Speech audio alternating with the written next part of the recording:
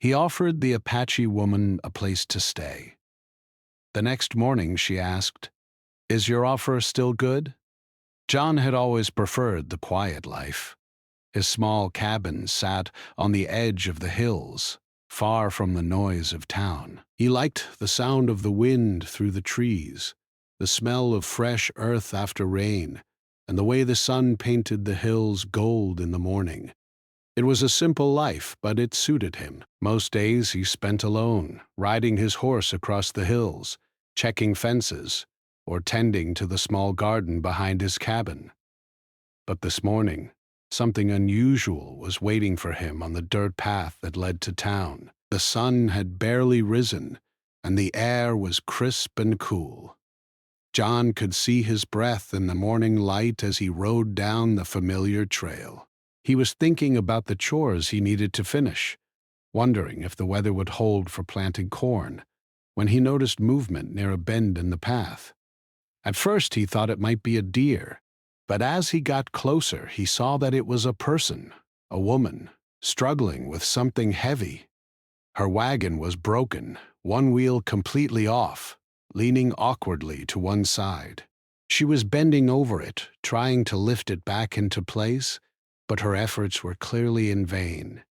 Her dark hair was tangled and her clothing, though practical, was worn and dusty from travel. She looked exhausted, yet there was a fierce determination in the way she worked. John slowed his horse and watched quietly for a moment, unsure if he should approach.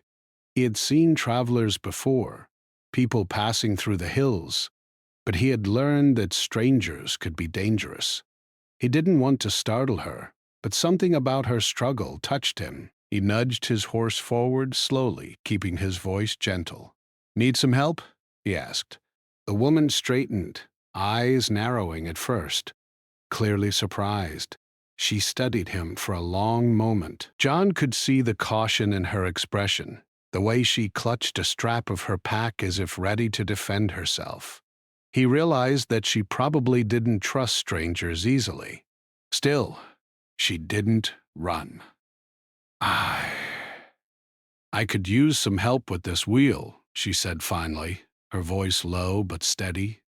John nodded and dismounted, tying his horse to a nearby tree. "Let's get it back on," he said. "It's tricky alone." Together they worked to lift the wagon, adjusting the wheel and securing it in place. John was careful to move gently, knowing that any sudden action might scare her. She worked with quiet efficiency, and he could see that she was strong, even if tired. Finally, after much effort and a few frustrated sighs, the wheel was back in its proper place. The wagon looked stable, and the woman stepped back, brushing dust from her hands. "Thank you," she said simply, her eyes meeting his. There was no warmth in the words, but there was relief. John smiled faintly. "You're welcome. You've got a long road ahead. Do you have somewhere to stay tonight?" he asked. Her eyes flicked toward the hills, then back to him. She shook her head. "No. I was hoping to make it to the next town, but it's too far." John thought for a moment.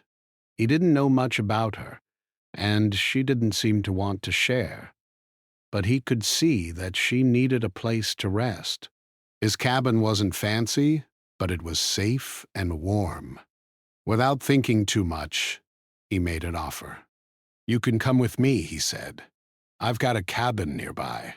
It's not much, but it's dry and warm. You can stay until you're ready to go." She hesitated, her eyes narrowing again. John could see the suspicion in her gaze, the question she didn't ask out loud. Why would a stranger offer help? "It's your choice," he added gently. "No tricks. Just a place to rest." She looked at him silently for a long moment, then slowly nodded. "All right," she said, voice careful. "I'll come." John helped her lift a few of her belongings onto his horse, and together they walked the short distance to his cabin. Along the way, Neither spoke much. The woman kept glancing at the hills, as if calculating escape routes, while John respected her space, sensing that trust had to be earned. When they reached the cabin, John opened the door and gestured inside. "Make yourself comfortable. I'll get some water and start a fire." The cabin was small but neat. A simple wooden table stood near the fireplace, and a few chairs were arranged around it. A bed with a plain quilt sat in the corner. The smell of pine from the firewood filled the air, giving the place a warm, homey feeling. The woman set her pack down and looked around, still cautious, but less tense than before. John went outside to fetch water from the nearby stream and brought it back in a pail. He set it on the table along with a few simple supplies. The woman sat quietly, watching him, but didn't ask questions. John noticed that she had sharp eyes, the kind that seemed to notice everything, even small details. As he worked, he thought about how unusual this situation was. He was a man used to being alone, and suddenly there was someone else in his cabin, someone he didn't know, someone he had just met. And yet, he felt a strange sense of responsibility, a pull to help. By evening, the fire crackled warmly in the hearth, and the cabin smelled of cooked vegetables and bread. John had prepared a simple meal and set a plate in front of her. She looked at it, hesitant, then slowly took a bite. The food was plain but nourishing. She ate quietly, and John respected her silence. After the meal, they sat by the fire. The woman didn't speak much, but John could tell she was tired. Her eyes drooped slightly, and her shoulders relaxed a little, as if the comfort of the fire was easing some of the tension she carried. He didn't press her to talk. Instead, he told small stories about life on the ranch, about the hills and the animals, keeping his tone calm and steady. Slowly, she began to relax, listening more than responding. John noticed a flicker of curiosity in her eyes, a glimmer that suggested she was weighing him, trying to understand if he was trustworthy. He respected her caution, knowing that trust could not be forced. As the night deepened, John showed her the spare bed. "You should sleep. You'll need your strength for the road ahead," he said gently. She nodded, wordlessly moving toward the bed. John gave her space, understanding that this was her choice. She settled down, pulling the quilt around her and closing her eyes. John sat by the fire a little longer, thinking about the day's events. He felt a quiet satisfaction in helping her, though he knew little about her story. Outside, the wind rustled through the trees, carrying the scent of pine and earth. The stars began to appear, twinkling in the clear night sky. Inside, the fire flickered, casting soft shadows on the walls. For the first time in many days, both of them felt a small measure of peace, each aware of the other's presence, yet not intruding. It was a simple act, a moment of human connection in the middle of the vast, lonely hills. John knew that the morning might bring new challenges, but for now he was content that he had offered help when it was needed. And for the woman, though she would not admit it, she felt a strange sense of relief, knowing that at least for this night, she was safe. As the fire burned low and the cabin grew quiet, both of them drifted into sleep. Outside, the world remained wild and unpredictable, but inside, there was warmth, safety, and the beginning of an unexpected connection. The morning sunlight streamed through the small cabin window, painting golden stripes across the wooden floor. John stirred slowly, rubbing the sleep from his eyes. Last night had been quiet, almost peaceful, a rare pause in the usual rhythm of his life. He had grown used to his solitude, the gentle hum of the hills and the occasional call of a bird. Yet, this morning, the presence of the woman still sleeping under the quilt felt both strange and comforting. He stood quietly, careful not to wake her. She had moved closer to the edge of the bed, a blanket pulled tight around her shoulders. Her breathing was steady but cautious, as if she had not fully allowed herself to feel safe. John quietly stepped to the window, looking out at the hills bathed in early light. The world seemed to hold its breath, waiting for the day to begin. After a moment, he returned to the hearth and added more wood to the fire, making it glow brighter. He wanted the cabin to feel warm and welcoming when she woke. Though he had offered her shelter without expecting anything in return, he knew that trust could not be rushed. It had to grow slowly, like a seed in the soil. She stirred as he brought over a small basin of water and a towel. Her eyes opened, dark and cautious, observing him silently.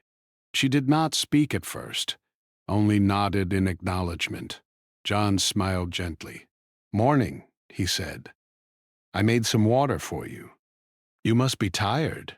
She accepted the basin, washing her face and hands carefully.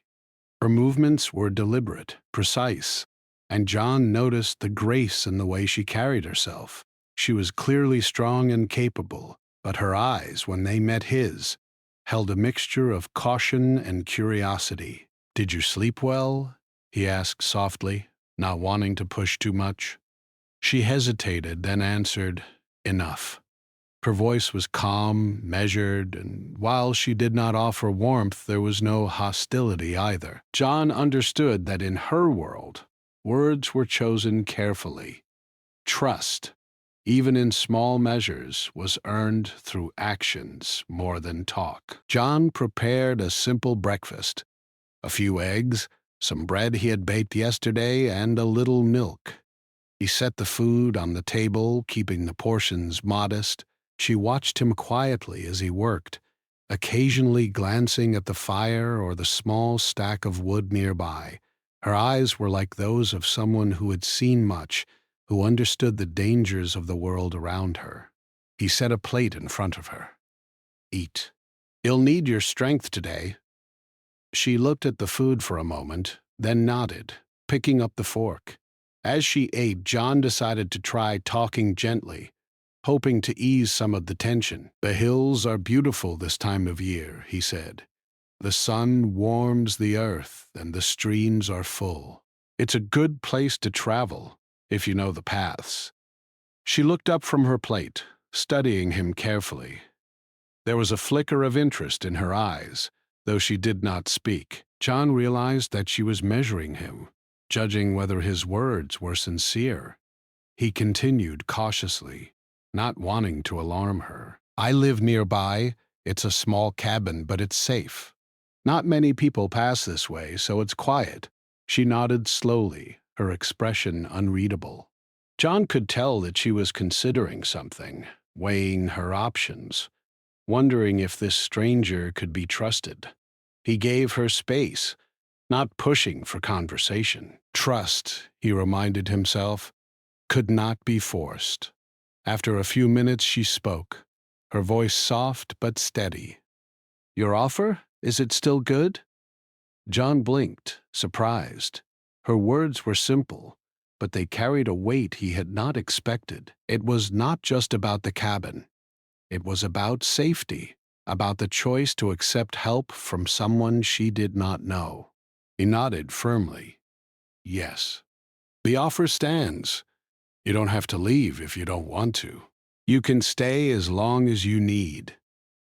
She looked at him for a long moment, then nodded again, slowly. There was a faint relief in her expression, a release of some tension she had been carrying. John noticed it and felt a quiet satisfaction. It was a small moment, but significant. In that simple exchange, a bridge had begun to form between them, built on honesty and the willingness to help. The morning passed quietly. John tended to his chores outside, while she stayed inside, organizing her few belongings and looking through the small items she had carried with her. She worked silently, methodical and careful, showing respect for the space he had offered her. Occasionally, she would glance out the window, watching the hills and the trail that led toward town. as if thinking about the journey ahead. John finished repairing a section of fence that had been damaged by last week's storm. He paused occasionally to glance at the cabin, noting that she seemed more relaxed now, moving with purpose rather than caution. It was a subtle change, but it did not escape him. The morning had been tense at first, but gradually the shared silence became comfortable, like two people acknowledging each other without the need for words. By late morning, the sun had risen higher, warming the cabin and the hills beyond. John brought over a basket of fresh herbs and vegetables from his garden, offering them to her. She examined them carefully, touching the leaves with delicate fingers, and nodded her approval. "Fresh," she said simply. "Yes," John replied. "Good for cooking, and good for keeping strong." She smiled faintly, a small gesture, almost imperceptible, but John noticed. It was the first sign of trust he had seen, the first acknowledgement that she felt safe enough to show a bit of her own self. As they worked together to prepare a small meal, John asked gently, "Do you travel alone often?" She paused, then shook her head. "Not always, but I travel carefully." Her voice carried no complaint, only a quiet statement of fact. John sensed that she had seen hardships, perhaps dangers that he could not fully imagine. It made him respect her even more. "You've had a long journey," he said. "You deserve a rest." She looked at him, considering his words, and then nodded. There was a hint of gratitude in her eyes, though she did not speak it aloud. John understood that she measured kindness carefully, accepting it only when she felt it was genuine. The afternoon passed with small tasks. John repaired another section of fence, while she prepared a small garden bed near the cabin, planting seeds for vegetables. They worked in companionable silence, each aware of the other, but giving space where it was needed. John marveled at her skill, noting how efficiently she moved, how careful she was with every action. It was clear she was used to hard work, and yet she carried herself with quiet dignity. As the sun began to dip toward the horizon, casting long shadows across the hills, John started a fire outside, planning to cook another simple meal. The woman watched him from the doorway, her expression thoughtful.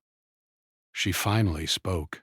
You trust easily?" she said, almost as a question, though her tone suggested more curiosity than accusation. John looked at her, surprised. "I guess I do," he said honestly, "but not blindly. I just, I believe that people are more often good than bad, and if someone needs help, I try to give it." She considered this, then nodded slowly. "That is rare." John smiled faintly, feeling the weight of her words. He realized that she had likely encountered more suspicion than kindness in her life, and that this simple act of trust meant more than he had expected. As evening fell, they sat by the fire outside, the sky turning deep shades of orange and purple. The hills were alive with the sounds of nature, birds calling, leaves rustling in the breeze, and the occasional distant howl of a coyote. For the first time, the woman spoke more freely, sharing a small story about her journey, about the people she had met along the way, and about the land she traveled through. John listened intently, asking gentle questions, careful not to press too hard. By the time night settled in, they had shared more than words. They had shared a quiet understanding, a recognition of the trust that had begun to grow between them. The woman felt safer, the world less threatening, at least for this night. John felt a connection he had not anticipated, a reminder that even in solitude, one could find companionship through acts of kindness. As they returned to the cabin, the fire flickering low, John thought about the morning question that had started it all. "Is your offer still good?" It had been simple, yet profound. In those words lay the choice to trust, the decision to accept help, and the willingness to see the world not just as danger, but as a place where people could care for one another. Inside the cabin, the woman settled into the bed again, pulling the quilt around herself. John sat by the fire for a while, watching the flames dance, reflecting on the day. Outside, the stars began to appear, sparkling over the hills and valleys. The quiet night wrapped the cabin in a peaceful stillness, a brief respite from the challenges of the world beyond. For both of them, the day had been more than simple survival. It had been the start of understanding, the beginning of trust, and the first step toward a bond that neither had expected but both quietly welcomed. And as sleep finally claimed them, the cabin stood warm and safe in the heart of the hills, a small haven in the vast, unpredictable world. The morning light came slowly, spilling softly into the small cabin. The world outside was quiet, except for the occasional chirping of birds and the gentle rustle of the wind through the trees. John stirred, stretching his arms, feeling the warmth of the fire that had burned low during the night. The cabin was peaceful, and for a moment he allowed himself to enjoy the calm. The woman had already woken. She was sitting on the edge of the bed, her hands resting on her knees, staring quietly at the wooden floor. Her dark eyes were thoughtful, distant, as if she were weighing something important.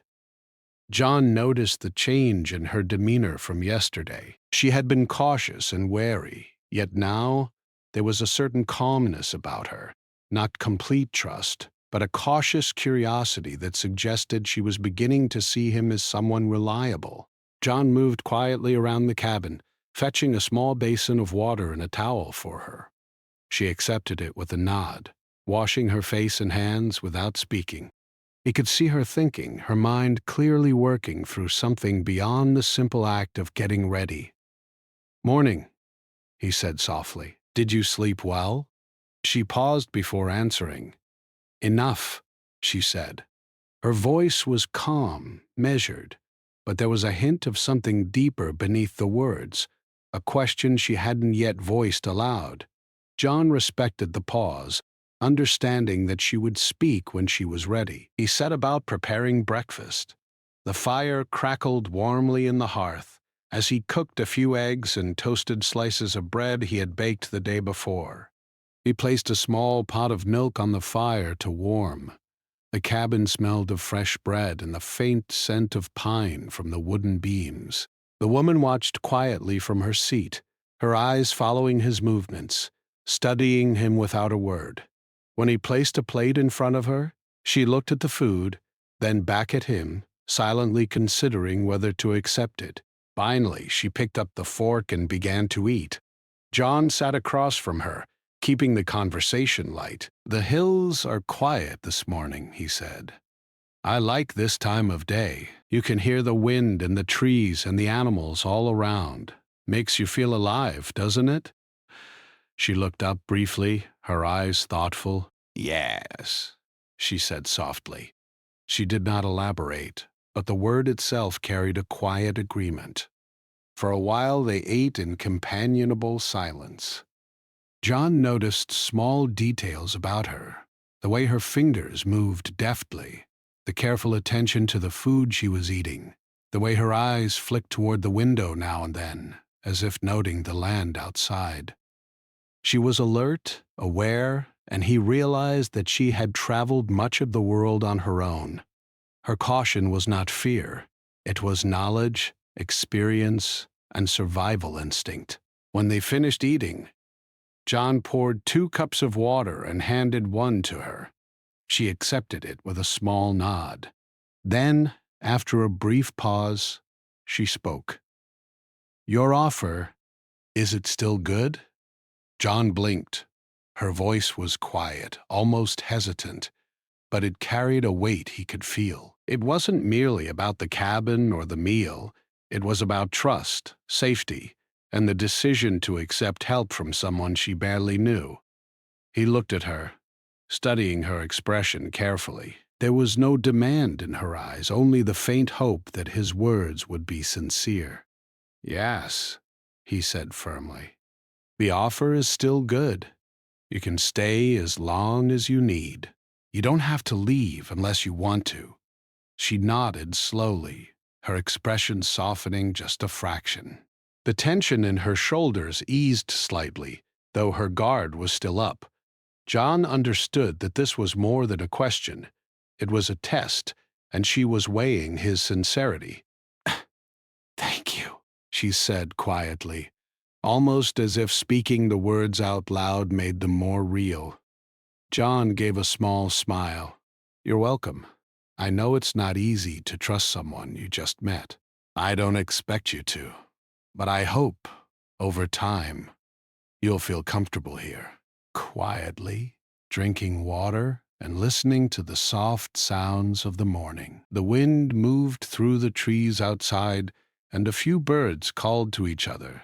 It was peaceful, yet John could sense that she was still processing everything, still trying to decide whether to let down the walls she had built over years of travel and hardship. After some time, she stood and walked toward the small window, looking out at the hills. "You live far from others," she said finally. John nodded. "Yes, most people don't come this way. It's quiet and I like it that way. But it can be lonely at times." She turned to look at him, her dark eyes thoughtful. I understand solitude. It can be good if you know how to live with it, but loneliness is different. Loneliness can weigh on you." He considered her words carefully. She was right. He had known solitude all his life, but loneliness was something he had only felt a few times, moments when the silence became too much and he realized there was no one to share the day with. Her insight struck him. Perhaps she understood more about human connection than he had realized. "Do you often travel alone?" he asked gently. She hesitated, then shook her head. "Not always, but I have to be careful.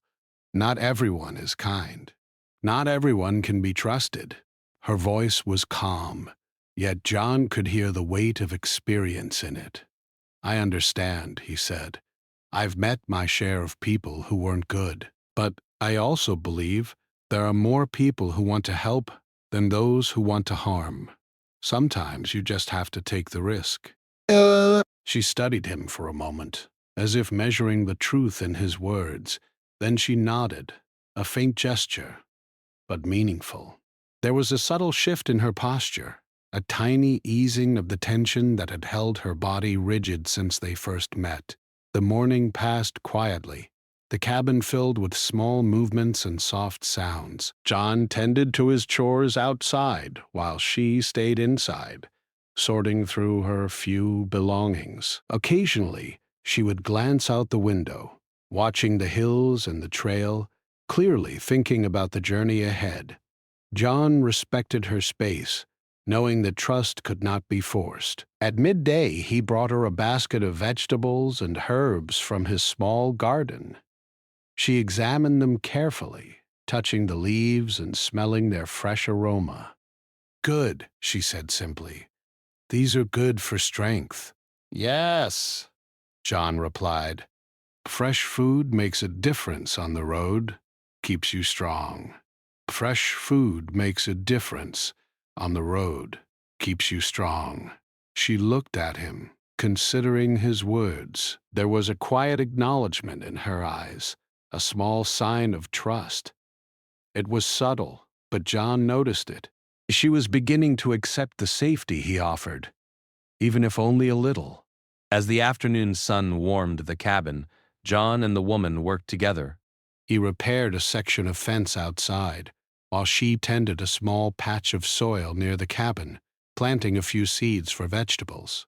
They moved in companionable silence, each aware of the other but careful not to intrude. John marveled at her skill, noting how precise and efficient she was in her work. She clearly knew how to handle challenges, how to survive. As the sun began to set, painting the hills in shades of orange and purple, John started a fire outside. He prepared a small meal of vegetables and bread, keeping the food simple and nourishing. The woman watched him quietly, her expression thoughtful. Finally, she spoke. You trust easily," she said, almost like a statement, though her tone carried curiosity. John looked at her, surprised. "I guess I do. But not blindly.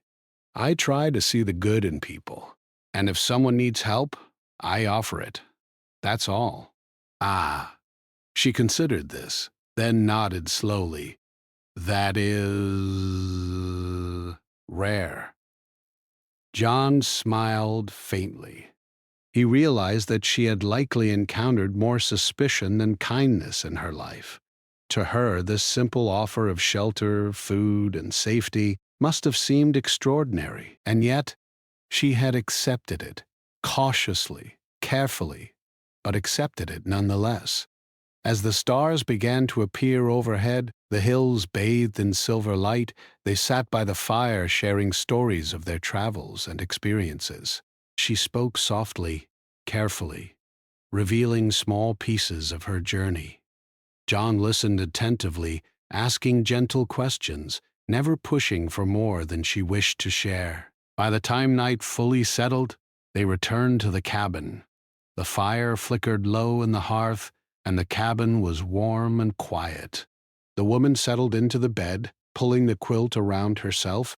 John sat nearby, watching the flames dance and thinking about how a simple question, "Is your offer still good?" had changed everything.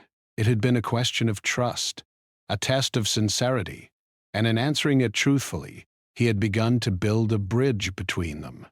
The day had passed in quiet understanding, small gestures, and the slow growth of trust. And as sleep finally claimed them, the cabin felt safe and warm, a small haven against the unpredictable world outside. For both of them, the day had been more than survival.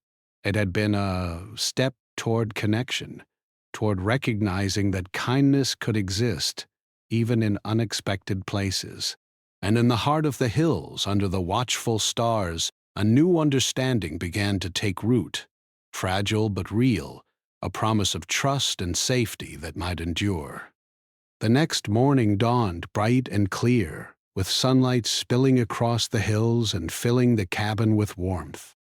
John had risen early, as he always did, but now he felt a sense of quiet anticipation. The woman had already begun moving about the cabin, gathering her few belongings and tending to the small chores he had suggested yesterday.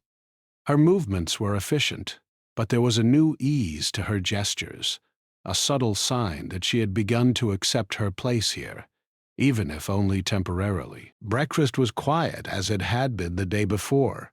John had prepared simple food, bread, eggs, and fresh milk from the small herd he kept. The woman ate slowly, thoughtfully, occasionally glancing out the window toward the hills. She seemed to be thinking about the world beyond the cabin, the journey she still had ahead, and perhaps the safety she had been offered here. "Do you usually travel alone?" John asked gently, breaking the quiet. The woman paused, considering her answer. "Sometimes," she said finally, "but I must always be careful. Not everyone I meet has good intentions." Her voice was calm, but the words carried the weight of experience. John nodded, understanding her caution. "I can understand that," he said. "It's wise to be careful, but some people do try to help. Sometimes you have to take a risk to find kindness." She looked at him, her dark eyes meeting his, and for the first time he saw a hint of a smile. It was small, subtle, but it warmed him. "Perhaps," she said softly. After breakfast, John suggested that she help him with some chores outside. The day was bright and perfect for work, and he wanted to give her a chance to stretch her legs and feel useful. She agreed, moving with quiet determination, clearly skilled in handling the tasks he set before her. She helped him repair a section of fence, carrying tools and handing them to him with efficiency. Her movements were precise and careful, but there was also a grace to them, a rhythm that spoke of experience and strength. John noticed her skill and patience. She had a sharp mind and quick reflexes, qualities that would serve her well on her journey. As they worked together, the silence between them was comfortable, a shared understanding that didn't require constant words. The trust that had begun to grow yesterday was strengthening, small but undeniable. At midday, John suggested they take a break. He brought a basket of fresh vegetables and herbs from his small garden and began preparing a simple meal. The woman watched him carefully, asking a few quiet questions about the plants and their uses. She seemed genuinely curious, and John was pleased to share what he knew.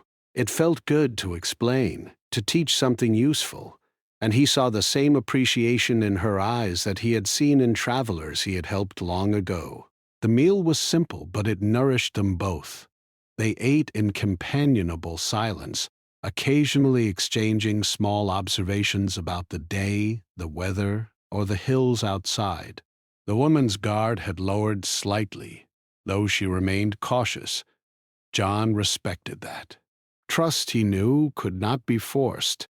It had to be earned, slowly and carefully.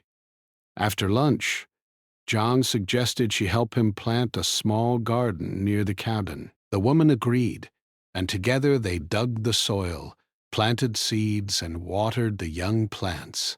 She was methodical, careful, and patient, and John admired her diligence. As they worked, he noticed her glancing occasionally toward the hills, as if she were always aware of the larger world beyond their small cabin. He did not comment, understanding that her vigilance was part of who she was. As the afternoon wore on, they rested in the shade of a large tree near the cabin. John offered her a drink of water, and she accepted with a nod. For a moment they sat quietly, watching the sunlight play across the hills. The wind rustled the leaves, and the distant sound of a stream added a peaceful melody to the scene. "You are very patient," she said suddenly, breaking the quiet. John smiled faintly. "I have to be. Life on the hills teaches you patience. There is no rushing nature, no rushing the land or the animals, and people are the same. You have to give them time to trust you." She nodded thoughtfully, considering his words. "Yes, I have learned that. Sometimes too late, but still, I have learned." The conversation hung in the air for a moment, and then they returned to their work. There was a subtle shift between them now, an unspoken understanding that had not existed before. It was not friendship in the usual sense, but a quiet bond built on respect, patience, and shared effort. As evening approached, John prepared a fire outside, planning a small meal of vegetables, bread, and milk. The woman watched him, offering small observations and occasional advice about cooking or preparation. She was learning about life at the cabin, and he was learning about her skill, her careful ways, and her quiet strength. The sky turned shades of pink and orange as the sun began to set. The hills glowed with color, and the air was filled with the scent of earth and pine. They sat together by the fire, eating their simple meal, watching the last light fade from the sky. The woman's expression was calm, relaxed, and for the first time she seemed to allow herself to feel comfortable here, in this place of safety and warmth. After the meal, John suggested they take a short walk near the stream. She agreed, and they walked slowly, the conversation light and easy. They spoke of the hills, the trees, the stream, and the animals that lived nearby. The woman shared small stories from her travels, and John listened with interest, asking gentle questions that encouraged her to speak without pressure. By the time they returned to the cabin, the stars were beginning to appear in the sky. The woman settled into the bed, pulling the quilt around herself while John stoked the fire and prepared for the night. There was a quiet comfort in their shared space, a sense of safety that neither had expected when they first met. As he sat by the fire, John thought about the day. The woman had begun to trust him, had allowed herself to relax and engage with the world around her. It was a small victory, but a meaningful one. He realized that trust was fragile, but when nurtured with patience and care, it could grow into something strong and enduring. The woman's presence had changed something in him as well. He had grown used to solitude, to the quiet of the hills, but now he understood that human connection, even brief or temporary, could enrich life in ways he had not anticipated. He felt a sense of satisfaction, knowing that he had provided not only shelter but a measure of safety and understanding. As the night deepened, the cabin grew quiet. The fire flickered softly, casting shadows on the walls, and the world outside remained peaceful and still. The woman slept, and John watched the flames for a while, reflecting on the day's events. He understood that tomorrow would bring new challenges, new moments of learning and understanding, but for now, there was peace. In the stillness of the night, both of them felt the quiet strength of their bond. It was a connection built on shared effort, respect, and the slow, careful growth of trust. The world outside the cabin remained vast and unpredictable, but inside there was warmth, safety, and a sense of companionship that neither had expected when they first met. John finally lay down, letting sleep take him as well. Outside, the wind rustled the trees, and the hills glowed under the silver light of the stars. Inside, the cabin remained a sanctuary, a small haven where trust had begun to grow, and where two people from different worlds had found a moment of understanding and shared humanity. The next morning arrived with a soft golden light spilling across the hills. John woke to the sound of birds calling, their songs drifting through the cabin window. The woman had already risen. She was quietly tending to her few belongings, folding blankets and packing the small items she had carried with her. There was a calm efficiency to her movements, yet beneath it, John sensed a quiet tension. She had come to rely on the cabin, on the small routines they had shared, but now the time had come for her to continue her journey. John stirred, careful not to startle her. "Good morning," he said gently. She looked up, her dark eyes meeting his. "Good morning," she replied softly. There was a hint of hesitation in her voice, a quiet acknowledgement that today would be different. After breakfast, they sat together by the window, looking out at the hills bathed in sunlight. The cabin was warm and quiet, filled with the faint scent of herbs and wood smoke. Both of them seemed to know that words might not be enough to express the bond that had grown between them over the past days. Finally, the woman spoke, her voice steady but quiet. "I should be going soon," she said. "The trail awaits, and I cannot delay any longer." John nodded, understanding. "Yes," he said, "your journey is important. You must continue, but know that you are always welcome here. The offer still stands, whenever you need it."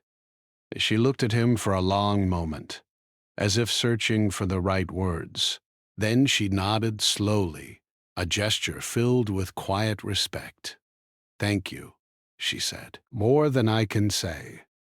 The two of them moved quietly around the cabin, finishing the small preparations for her departure. John helped her pack her belongings onto her wagon, lifting the heavier items carefully while she secured the rest. The process was simple, but each action carried meaning. Every movement reminded them of the days they had spent together, of the trust that had grown between them, and of the small routines that had become familiar. Once everything was ready, they stood outside, looking at the hills that stretched endlessly around them. The morning sun warmed the earth, and the wind carried the scent of pine and fresh grass. John could see the determination in her posture, the resolve to continue her journey, even though she had begun to feel safe here. "You have learned much in these few days," John said gently, "about the land, about life here, and perhaps about trust." She considered his words, then nodded. "Yes, I have learned," she replied.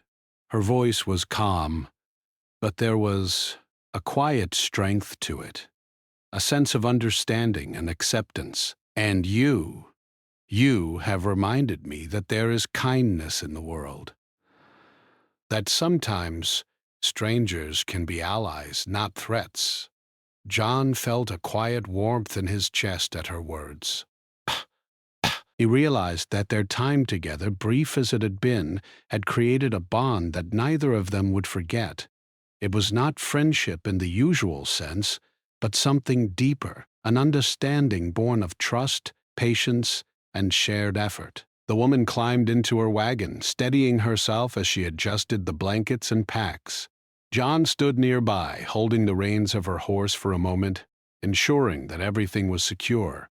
The silence between them was comfortable, filled with meaning that words could not capture. Before she left, she turned to him, her dark eyes meeting his. "If I ever return this way," she said softly, "I will remember this place, and I will remember you." John nodded, feeling a lump in his throat he did not expect. "And I will remember you," he replied. "Safe travels, and may the hills treat you kindly." She offered a small smile, faint but genuine, and then guided her horse and wagon onto the trail. John watched as she moved down the path, her figure growing smaller against the vast landscape of hills and valleys. There was a sense of pride in the way she traveled, confident, cautious, and fully aware of the world around her. As she disappeared from view, John felt a mix of emotions. There was a quiet sadness in her departure, a recognition that the shared moments they had experienced were fleeting. Yet there was also a deep satisfaction, a knowledge that he had provided safety, trust, and perhaps a small measure of hope. Their brief connection had left a lasting mark on both of them. He turned back to the cabin, the familiar warmth and scent welcoming him. The chores he had left unfinished still needed attention, but they felt lighter now, filled with the memory of shared days. He reflected on the woman's visit, the trust she had offered, and the lessons he had learned about patience, kindness, and the power of quiet understanding. The days passed, but the memory of her presence remained vivid. John continued his routines, tending to the garden, repairing fences, and riding the hills, yet he found himself thinking of the woman often. Her cautious trust, her strength, and her quiet grace had left an impression that time could not erase. Occasionally he would find small reminders of her, an herb she had planted, a tool she had used with care, or the faint echo of her voice in conversation. Each memory brought a smile to his face and a sense of connection that transcended the distance between them. The hills continued to be quiet and serene, yet they now held the memory of companionship, however brief. John realized that even in solitude, one could form bonds that mattered, bonds built on trust, kindness, and shared experience. These bonds did not need constant presence. Their strength lay in the sincerity of actions and the moments shared. One evening, as the sun set and the sky turned shades of pink and orange, John sat by the cabin's hearth, reflecting on the past days. He thought of her journey, of the questions she had asked, and of the trust that had grown between them. He understood that their time together had been a gift, an opportunity to connect, to offer help, and to experience a rare and meaningful human bond. He realized that the woman's visit had changed him. Her presence had reminded him that kindness, patience, and understanding could bridge gaps between strangers. even in a world that often seemed harsh and unforgiving. He felt a quiet gratitude for the experience, knowing that the lessons he had learned would stay with him for the rest of his life. In the nights that followed, John often found himself gazing at the stars, thinking of her traveling down the distant trail. He imagined her safe, strong, and continuing her journey with the same caution and wisdom she had shown in the cabin.